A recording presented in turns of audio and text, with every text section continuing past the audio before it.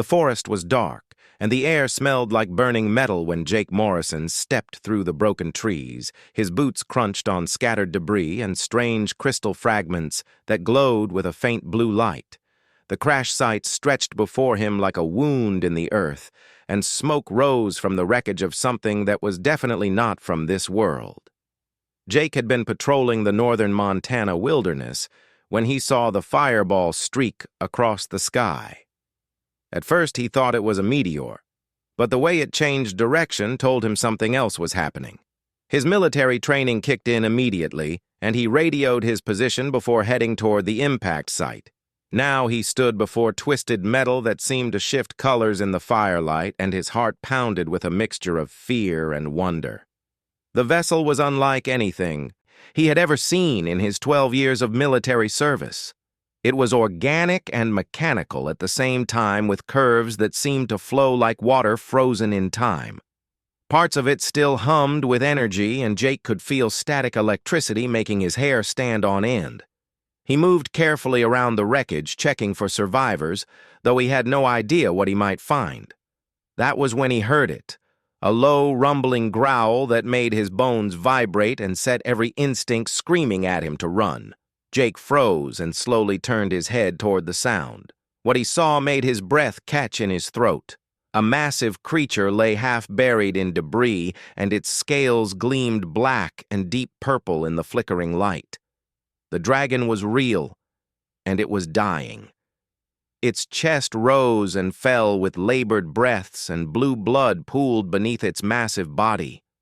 One wing was twisted at an unnatural angle, and burns covered its side where the crash had torn through its armored hide. Small sparks flickered from its nostrils with each exhale, and Jake realized the creature was struggling not to set the whole forest ablaze. Then he saw her. Behind the dragon, partially hidden by its massive form, was a woman. She was small and delicate, with silver hair that fell in tangled waves past her shoulders. Her skin was pale like moonlight and marked with strange glowing symbols that pulsed weakly. Blue blood stained her torn clothing, and her breathing was shallow and rapid. Jake took a step forward, and immediately the dragon lifted its head. The movement cost it dearly, and the creature shuddered with pain, but its eyes locked onto Jake with fierce intelligence. Those eyes were ancient and knowing, and they held a warning. The woman stirred, and her eyes opened slowly. They were violet like amethysts and filled with pain and terror. When she saw Jake, she tried to move, and her hand lifted weakly, as if to push him away. Her lips moved, and words came out in a language he did not understand. Then she switched to broken English, and her voice was barely a whisper. "The hunters come." Jake frowned and moved closer, despite the dragon watching his every move. The woman flinched, and fear crossed her face. She thought he was one of them. Whoever the hunters were, she believed Jake was going to hurt her. Her hand trembled as she tried to summon energy, and faint purple light flickered around her fingers. Magic. Real magic. But she was too weak, and the light died instantly. The woman closed her eyes, and a single tear ran down her cheek. She was giving up. The dragon tried to rise and protect her, but it could barely lift its head. Jake made a decision in that moment that would change everything. He slowly removed his jacket and then his military insignia. He held up his hands to show he carried no weapon, and he pulled out his medical kit from his pack. The woman watched him with confusion, mixing with her fear. Jake knelt down a safe distance away and opened the kit so she could see the supplies inside. He spoke softly and calmly, the way he used to speak to his niece Emma when she was scared. "I am not going to hurt you. My name is Jake. I am a soldier, but I am not your enemy. I want to help you." The woman stared at him, and Jake could see her trying to decide if she could trust him. The dragon growled again, but weaker this time. Jake pointed to the medical supplies and then to her wounds. "Please let me help. You are dying, and so is your friend." The woman looked at the dragon, and something passed between them. Some kind of silent communication that went beyond words. Then she looked back at Jake and gave the smallest nod. Jake moved forward carefully and began to assess her injuries. She had cuts across her arms and a deep gash on her side that was bleeding heavily. Her ankle was twisted and possibly broken. As he worked, she watched him with those strange violet eyes, but slowly the fear began to fade. He was gentle and efficient, and he talked to her the whole time. He told her about Montana and about his life and about how he never expected to meet someone from another world. The woman listened and her breathing became a bit steadier. Jake moved to check on the dragon next, and this was the truly dangerous part. The creature could kill him with one snap of its massive jaws, but when Jake approached with bandages and antiseptic, the dragon did not attack. It watched him with those intelligent eyes and seemed to understand that Jake was trying to help Jake clean the burns as best he could and wrapped the dragon's injured wing. The creature rumbled deep in its chest, but it was not a growl. It was almost like a purr of gratitude. As Jake worked, he heard a sound in the distance that made his blood run cold. Helicopters, multiple helicopters, and they were coming fast. The woman heard them too, and her eyes went wide with panic. Hunters. She tried to say more, but her strength finally gave out, and she collapsed unconscious. The dragon looked at Jake, and in that moment, they understood each other. Jake scooped the woman into his arms, carefully supporting her injured body. He could not carry the dragon, but he knew a place nearby, a cave system he had discovered during training exercises months ago. It was hidden and defensible, and it was their only chance. Jake looked at the dragon and gestured toward the trees. "Follow me if you can. We have to hide now." The dragon struggled to its feet, and pain rippled across its massive body, but it moved, and Jake led the way into the forest. Behind them, the sound of helicopters grew louder, and searchlights began to sweep across the crash site. Jake ran with the unconscious alien woman in his arms, and a dying dragon limping behind him. He had no idea who the hunters were or why they wanted her, but he knew one thing for certain. He was not going to let them have her. The cave entrance was narrow and concealed behind thick brush. Jake helped the dragon squeeze through and then carried the woman deep into the darkness. Outside, the helicopters arrived and voices shouted orders. Jake sat in the cave with an alien woman and her dragon and wondered what he had just gotten himself into. But when he looked down at her peaceful face, no longer twisted with fear, he knew he had made the right choice. Whatever came next, they would face it together. 3 days had passed since Jake brought the wounded alien woman and her dragon to the hidden cave. The first night had been the hardest Eris had woken several times in fever and pain, and each time she looked at Jake with confusion, as if trying to remember why she was still alive. The dragon named Vex had stayed close to her, and occasionally would make soft rumbling sounds that seemed to comfort her. Jake had worked tirelessly to keep them both stable. He used his field medical training to clean wounds and change bandages. For Vex, he had improvised using techniques he remembered from veterinary shows and pure instinct. The dragon was intelligent and seemed to understand what Jake was trying to do. When Jake needed to stitch a particularly bad wound, Vex had stayed perfectly still, despite the obvious pain. Now on the 3rd day, Eris was finally strong enough to sit up and speak. Jake had made a small fire safely away from Vex using a natural chimney in the cave that vented the smoke outside. He was cooking military rations when Eris opened her eyes fully for the first time. She looked around the cave and then at Vex, who lifted his head and made a soft chirping sound. Then her gaze landed on Jake. He smiled and held up a packet of food. Hungry Eris stared at him for a long moment. Jake Morrison had spent 3 days caring for her and Vex without asking for anything in return. He had risked his own safety to hide them from the hunters. He had used his own supplies to treat their wounds, and now he was offering her food with a simple kindness that she had not experienced from a human in a very long time. Why, her voice was hoarse but stronger than before. Jake paused and considered the question. "Because you needed help. Because leaving you to die would have been wrong. Because I took an oath to protect people. And I think that includes people from other worlds too." Eris shook her head slowly. You do not understand. Humans work with them, with the hunters. Your kind sells mine to the Krell. Jake felt anger rise in his chest, but not at her. At the humans who had done this. He pulled out his phone and showed her pictures. This is my sister Katie. This is my niece, Emma. This was my wife, Laura. She died 2 years ago. These are the humans I know. They would never hurt anyone. For money. Eris looked at the pictures and confusion crossed her face. The images showed a young woman with a bright smile and a little girl with pigtails and gap-toothed grin. There was also a photo of a woman with kind eyes and dark hair standing next to Jake in happier times. These people looked so normal, so full of life and love. They did not look like the cold mercenaries who had hunted her across 3 star systems. I do not understand. Jake sat down cross-legged and gestured for her to eat.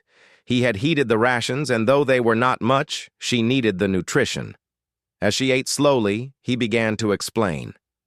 Tell me about the hunters. What did they do to you? Eris took a breath, and her eyes became distant with memory. My world was called Silvara. It was beautiful with forests that glowed at night, and cities built in harmony with nature. My people are called the Silvari. We have magic that flows through our blood and connects us to the life around us. 5 years ago, the Krell came. They are a syndicate, an empire built on slavery and trade. They want magic users because our abilities are valuable. They can power their ships, enhance their weapons, open portals between stars. The Krell use human mercenaries because humans are numerous and cheap to hire. These hunters came to Silvara with weapons and ships. They destroyed our defenses and killed thousands. I was a guardian. One of the protectors of our world. Vex and I fought, but there were too many. They captured us and took us to a slave transport ship. Jake listened with growing horror. For months we were moved from facility to facility. The hunters who guarded us were cruel. They enjoyed causing pain. They saw us as products, not as living beings. Eris paused and looked at Vex. The dragon rumbled softly. 1 month ago, I found a weakness in our cell. Vex and I broke free, and we destroyed the transport ship, but we were wounded and my ship was damaged. I programmed it to jump to the nearest habitable world. That world was Earth. Jake processed this information. So the humans you have met have all been working for these Krell. All of them have been mercenaries and slavers. Eris nodded. Every human I have encountered has tried to capture me or kill me. Until you. Jake felt a weight settle on his shoulders. He understood now why she had been so terrified, why she had thought he was one of them. I am so sorry. Not all humans are like that. Most of us would be horrified by what you have described. We have a long history of fighting against slavery, of protecting the innocent. But I will not lie to you. There are bad humans too. People who care only about money and power. Eris watched him carefully. Why do you help me then? You gain nothing from this. In fact, you risk much. Jake smiled sadly. Because it is the right thing to do. Because I could not live with myself if I let you die. Because maybe if I help you, then you will know that humans can be good too. Over the next few hours, they talked more. Jake learned about Silvery culture and magic. He learned about the bond between Eris and Vex, which had formed when they were both very young. The dragon had chosen her, and they had become partners in every sense. Eris learned about Earth and its complicated history. She learned about wars and peace, about heroes and villains, about the constant struggle between good and evil that defined humanity. She was fascinated by the complexity. Her people had always seen things in clearer terms, but humans seemed to exist in shades of gray. On the 4th day, Jake received a message on his secure radio. It was from Claire Rodriguez, an old friend from his Special Forces days. Claire was a tech specialist who worked in military intelligence. She had noticed Jake had gone dark, and his last known position was near the crash site. The message was brief.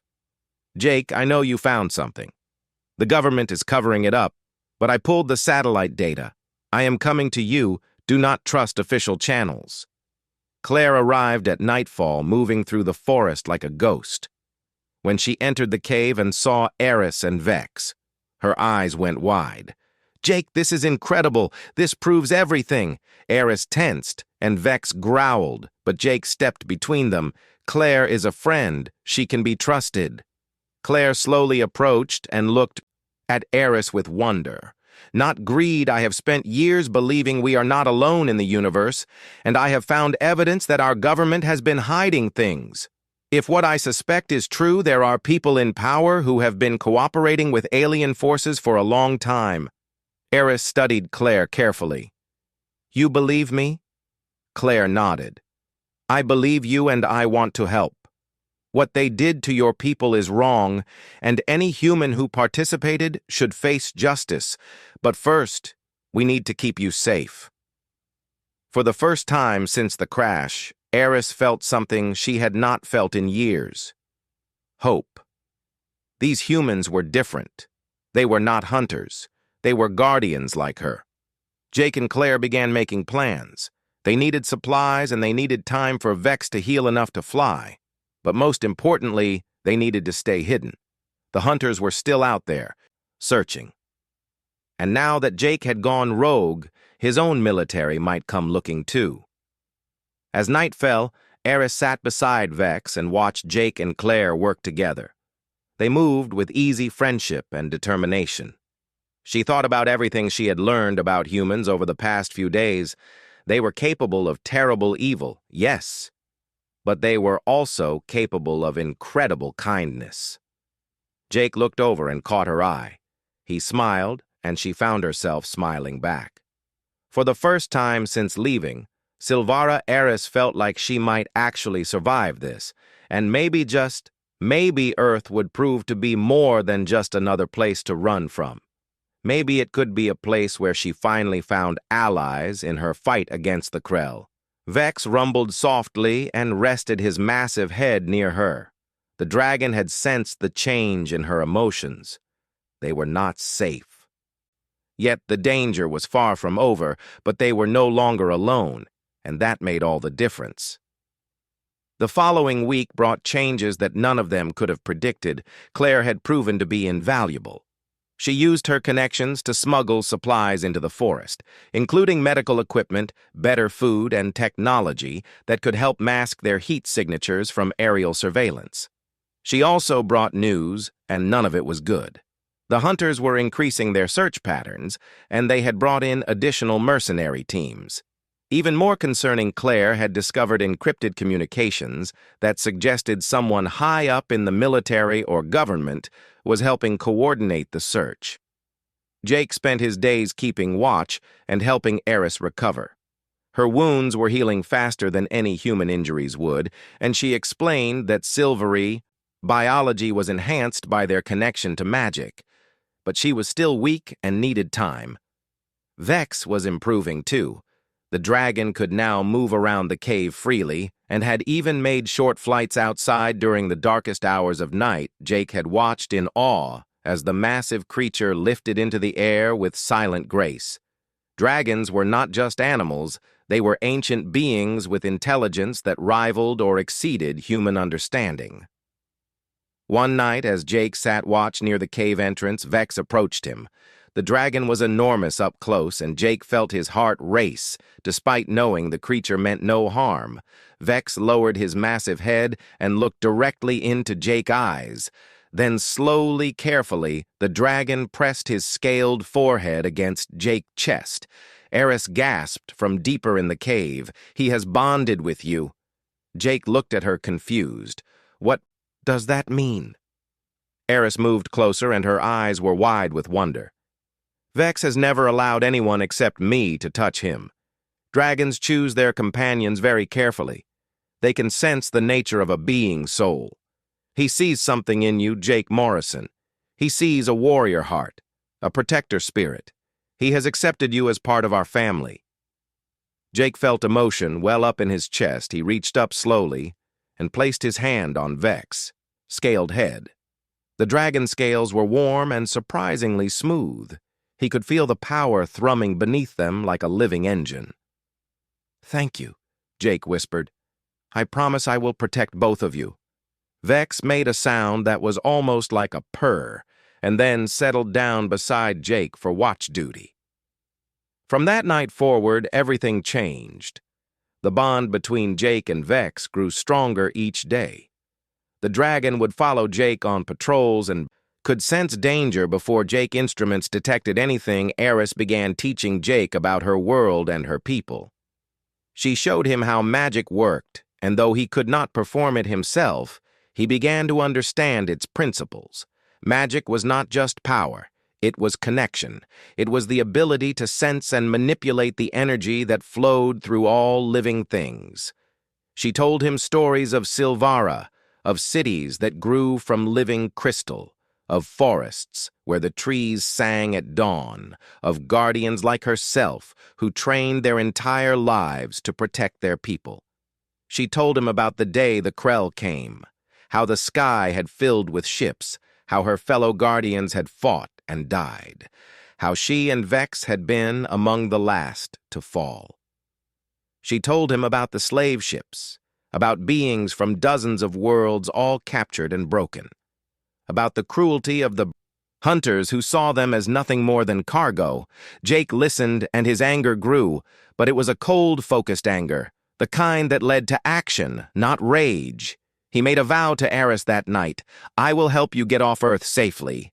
But more than that, I will make sure that what happened to your people does not go unpunished. The humans who did this will face justice." Eris looked at him with those violet eyes, and Jake saw something shift in her expression. For so long she had seen humans as enemies, as the faces of her torment. But Jake was showing her a different kind of human, the kind who fought for others, the kind who kept promises, the kind who looked at injustice and said no more. Claire brought more than just supplies on her next visit. She brought a friend. Marcus Webb was a soldier like Jake, but he specialized in tactical operations. He was also someone who had been asking uncomfortable questions about classified programs. When he saw Eris and Vex, his reaction was not fear or greed, it was anger. "They have been lying to us for years." Marcus said after hearing the story, "I knew something was wrong with some of our Black Ops missions. Orders that made no sense, targets that were never explained. Now I understand they were helping these hunters." Jake nodded grimly. "The question is, how deep does this go?" Claire pulled out a tablet. "Deep. I have been digging into financial records and shell companies. There is a network of human collaborators who have been working with the Krell for at least 20 years. They trade captured aliens for technology and resources. It is a multi-billion-dollar operation." Eris closed her eyes. 20 years. How many of my people have suffered because of this?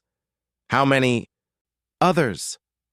Claire reached out and gently touched Eris' hand. "We are going to stop them. But first, we need to keep you safe.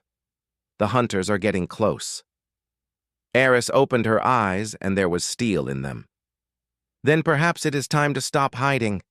Jake frowned. "You are not strong enough yet, and Vex still cannot make an interstellar jump. If we fight now, we might lose."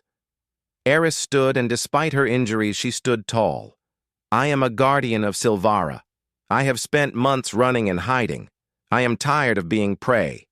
Vex stood as well, and the dragon eyes gleamed with fierce agreement. Jake understood they were warriors, and warriors needed to fight, but he also knew they needed a plan. "Okay, but we do this smart. We choose the ground, we choose the time, and we make sure that when the hunters come, they walk into a trap."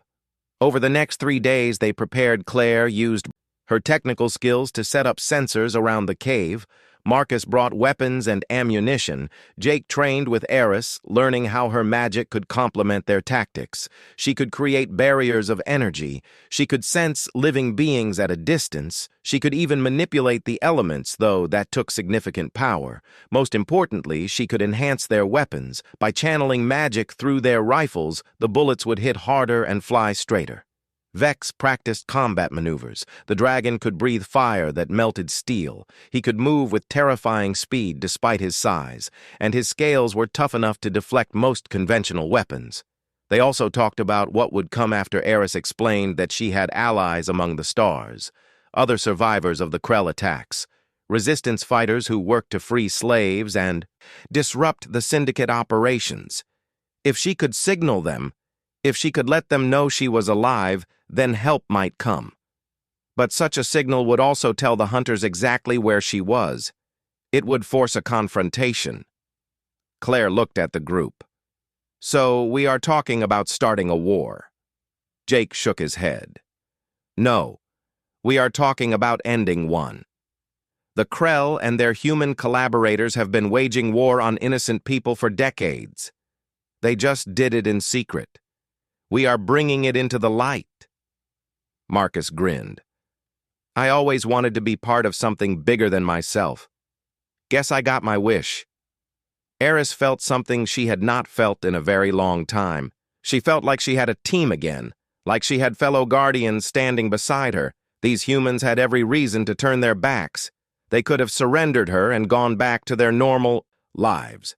Instead, they chose to fight. They chose her. That night, as they sat around the fire, Eris told them more about Silvari culture. She taught them a song that guardians sang before battle. It was a song about courage and sacrifice, about standing together against the darkness. Jake, Claire, and Marcus learned the words, and though their pronunciation was terrible, the sentiment was clear. Vex hummed along, and the cave filled with an ancient melody. When the song ended, Eris looked at each of them. Whatever happens, I want you to know that you have restored my faith, not just in humans, but in the idea that good can triumph. Jake smiled. We have not won yet. Eris smiled back. No, but we have already won something important. We have proven that different peoples can stand together. That is worth fighting for. Outside the cave, the stars shone bright somewhere. Up there, the Krell Syndicate continued its evil work. Somewhere out there, the hunters were closing in, but inside the cave, 4 beings from different worlds prepared for battle. And when the time came, they would show the universe what happened when Guardians stood united. The attack came at dawn 3 days later. Claire sensors picked up the approaching force 30 minutes before they arrived. Multiple helicopters, supported by ground teams moving in coordinated assault patterns, Jake grabbed his rifle and looked at the others. This is it. Everyone to positions. They had spent days preparing the cave and surrounding forest for this moment. Marcus had rigged explosive traps along the most likely approach routes. Claire had set up a mobile command post deeper in the cave where she could monitor all their sensors and communications. Eris stood near the cave entrance with Vex beside her. Her injuries had healed enough that she could fight, though not at full strength. The dragon stretched his wings and growled low. He was ready. Jake took position behind a natural rock formation that gave him cover and a clear line of sight. His rifle was loaded with ammunition that Eris had enhanced with her magic. He did not fully understand how it worked, but he trusted her. The first helicopter appeared over the tree line.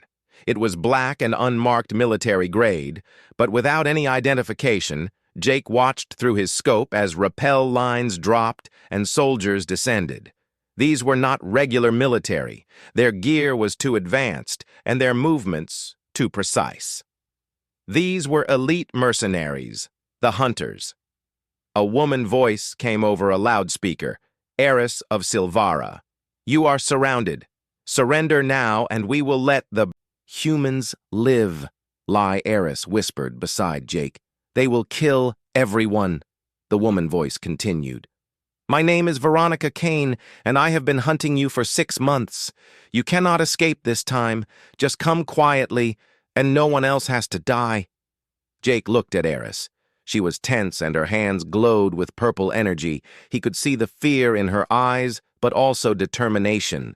She had run long enough. Eris stepped forward into view, and her voice rang out clear and strong.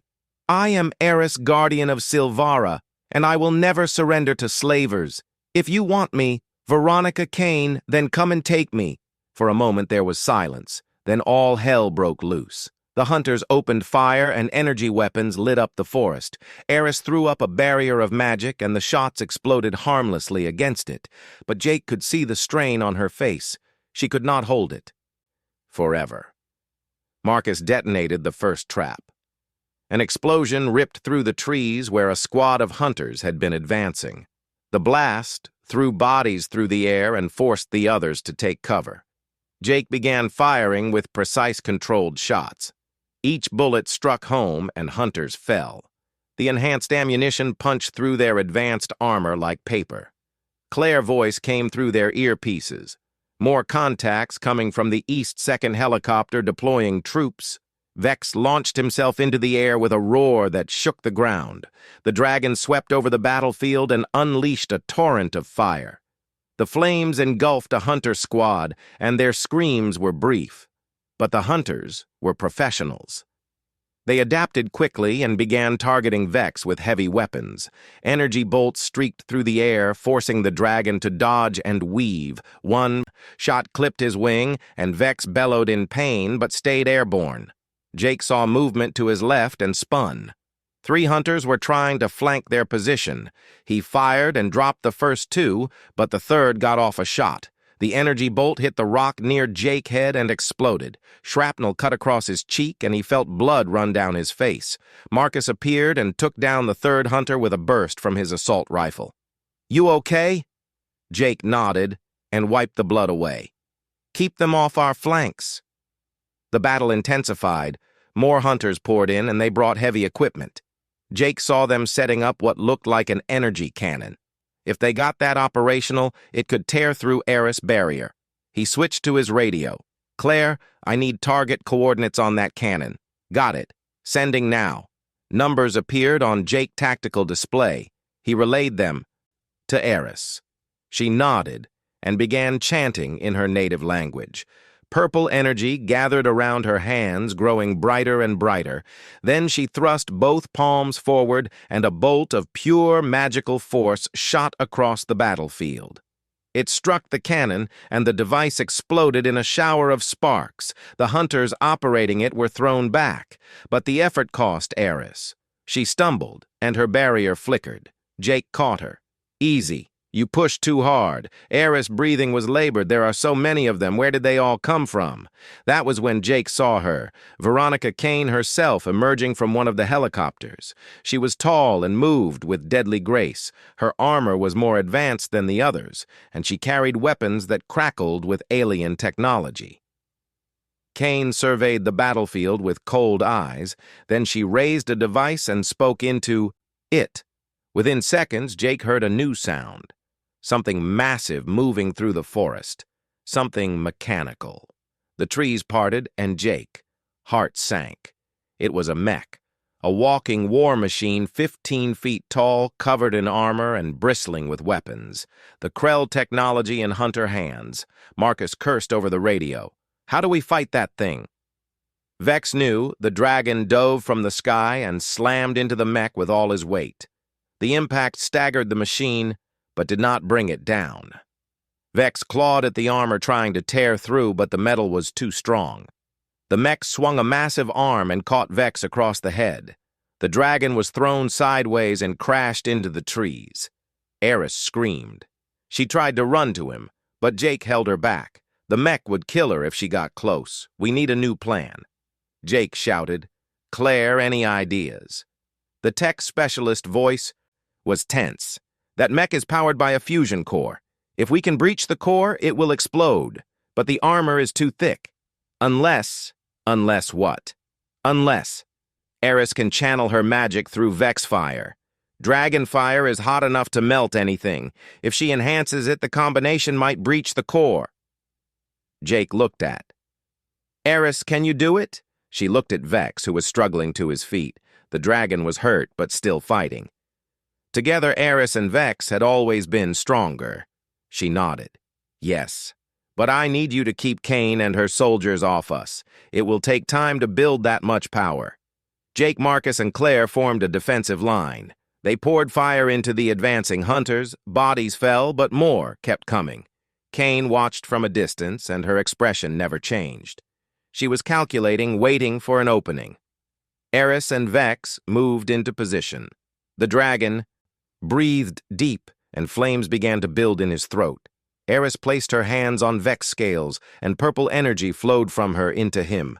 The dragon fire turned from orange to white hot, then from white to blue, then from blue to something beyond color, pure destructive force. Together they unleashed it on the mech. The beam of enhanced fire struck the machine center mass. For a moment, nothing happened. Then the armor began to glow, then to melt. Then the fusion core breached. The explosion was massive. It vaporized the mech instantly and created a shock wave that knocked everyone off their feet. The blast also took out half the hunter force. Survivors scrambled to retreat, but Kane did not retreat. She charged forward with inhuman speed. She was enhanced cybernetics, or alien tech, or both. She moved faster than any human should, and she was heading straight for... Jake tried to intercept, but Kane swatted him aside like he weighed nothing. He hit the ground hard, and his vision blurred. Vex tried to stop her, but the dragon was exhausted from the enhanced fire attack. Kane dodged his weak attempt and kept coming. Eris was alone and drained. She had nothing left to fight with. Kane raised her weapon and aimed at Eris' head. "This ends now." But before she could fire, there was a new sound. A deep thrumming that came from above. Everyone looked up. Ships were descending through the clouds, sleek vessels with elegant lines and glowing with soft light. Sylvari ships. Eris had not sent a signal yet. But someone else had. Claire's voice came over the radio, triumphant. "I found their communication frequency while you were fighting. I broadcasted Eris' location to every resistance channel in this sector. Cavalry has arrived. The Sylvari ships opened fire. Precision strikes hit the remaining hunter helicopters and ground forces. Within seconds, the tide of battle shifted completely. Kane saw that she had lost. She looked at Eris with cold fury. "This is not over. The Krell will find you again, and next time there will be no rescue." Then she activated a personal teleporter and vanished. The remaining hunters either surrendered or fled. Within minutes, the battle was over. Jake limped over to Eris and helped her stand. "We won." Eris looked at the destruction around them, at the cost of the battle, at the bodies of hunters who had chosen the wrong side. This battle. But the war continues. One of the Sylvari ships landed, and beings that looked like Eris emerged. They ran to her, speaking in their language. Tears flowed down Eris' face as she embraced them, her people, her fellow survivors. Jake watched and felt both joy and sadness. Joy that she was reunited with her kind. Sadness because he knew what this meant. She would leave Earth was not safe for her. But before the Sylvari took her away, Eris turned back to Jake. She crossed the distance between them and took his hands. "You saved my life. You showed me that not all humans are monsters. I will never forget." That Jake smiled despite the pain of his injuries. "Will I see you again?" Eris looked uncertain. "I do not know what comes next, but I promise you this Earth will not be forgotten, and those who helped the Krell will face justice." As the Sylvari ships prepared to depart, Vex approached Jake one last time. The dragon touched his forehead to Jake's chest again. A final goodbye. Then Eris and Vex boarded the ship. Jake, Marcus, and Claire watched as the vessels lifted into the sky.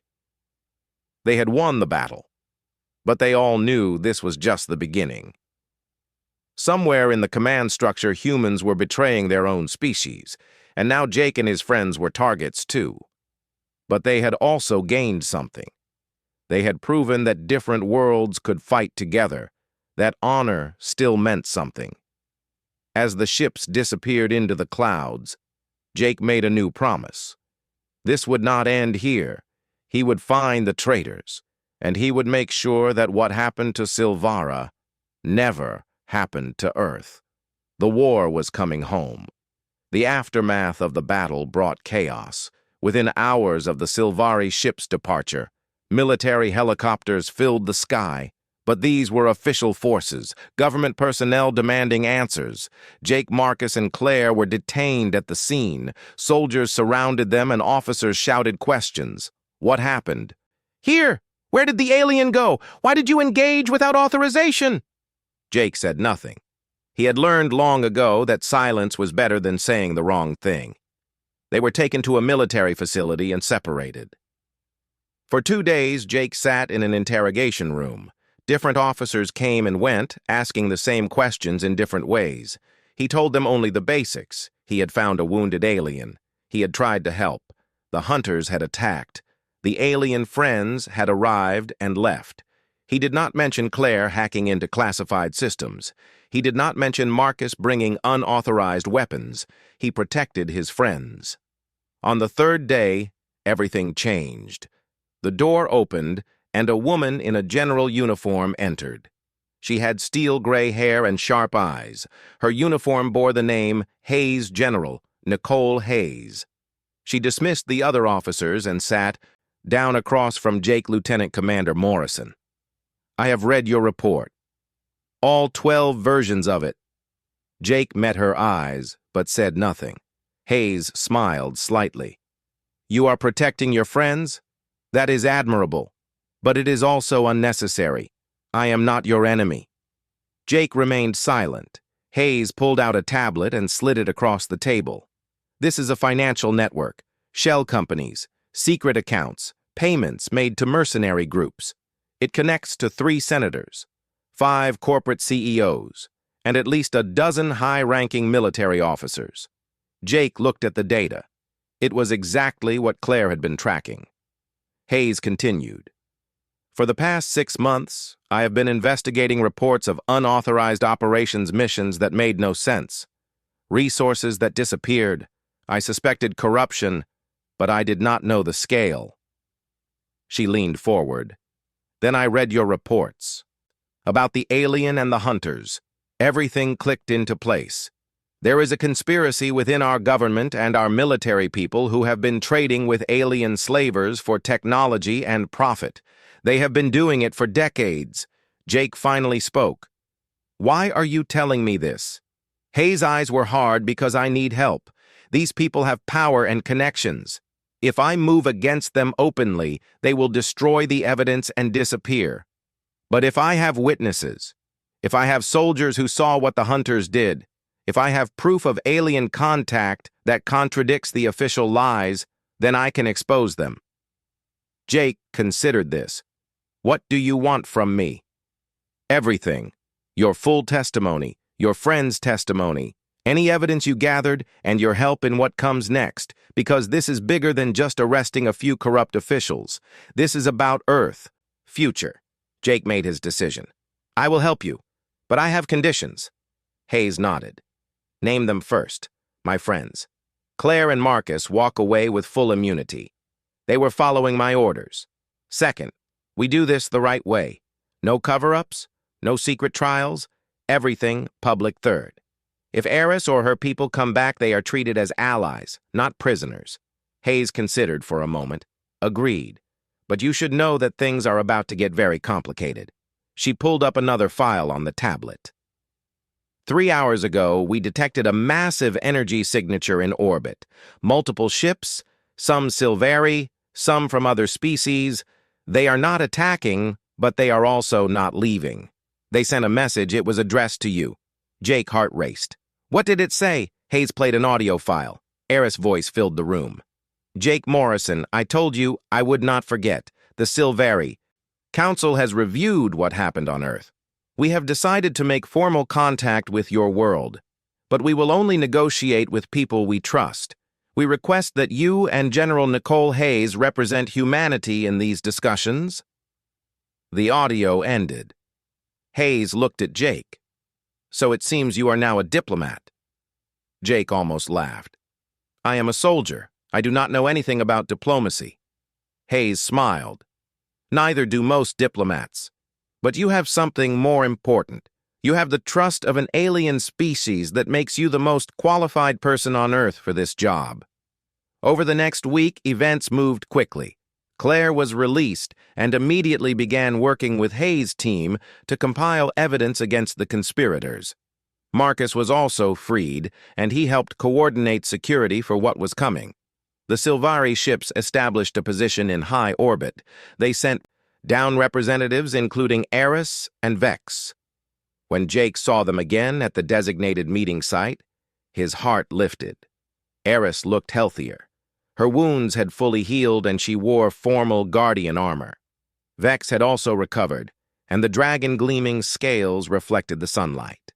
Jake Eris smiled and embraced him. I told you we would meet again. The formal negotiations took place at a neutral location. A military base that Hayes had secured representatives from multiple governments attended, though many were hostile. Some believed the aliens should be captured and studied. Others thought they should be driven away. But Hayes controlled the proceedings. She presented the evidence of the conspiracy, financial records, communication logs, testimony from captured hunters' video footage of their crimes. The room erupted in chaos. Some officials denied everything. Others tried to deflect blame, but the evidence was overwhelming. Hayes' voice cut through the noise.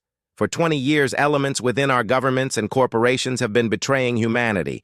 They have helped alien slavers. They have covered up first contact. They have prioritized profit over the safety of our entire species.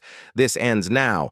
Eris stood and addressed the assembly. My people have watched humanity for centuries. We have seen your capacity for both greatness and terrible cruelty. The humans who worked with the Krell represent your worst impulses, but humans like Jake Morrison represent your best.